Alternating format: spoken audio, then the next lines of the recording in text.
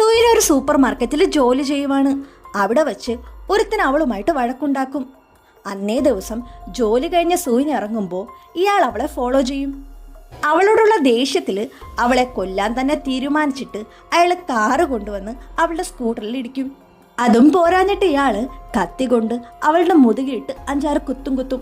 അയാളെ തള്ളി മാറ്റി അവൾ ഒരുവിധം രക്ഷപ്പെട്ട് ഓടാൻ ശ്രമിക്കുമ്പോഴേക്കും അവൾ അവിടെ വീഴും. അവൾ വീഴുന്നിടത്ത് ഒരു വൈറസ് പോലൊരു സംഭവം ഇരിക്കുന്നുണ്ടാവും. അത് അവളുടെ ദേഹത്തേക്ക് കയറും. പിന്നീട് കാണിക്കുന്നത് അവളെ കൊല്ലാൻ നോക്കുന്ന അയാള് 2ആയിട്ട് കട്ടായി പോകുന്നതാണ്. സുവിനെ അങ്ങനെ ആരൊക്കെയോ ഹോസ്പിറ്റലിൽ എത്തിക്കും. എന്നാ ഉണരുമ്പോൾ സംഭവിച്ച കാര്യങ്ങളൊന്നും അവൾക്ക് ഓർമ്മയുണ്ടാകില്ല.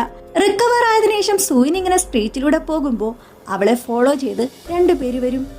അങ്ങനെ നോക്കി നിൽക്കെ അതിലൊരുത്തന്റെ തല ഇങ്ങനെ ടെൻഡക്കിൾ പോലെ ഒരു സംഭവമായിട്ട് ഇവളെ ഉപദ്രവിക്കാൻ നോക്കും.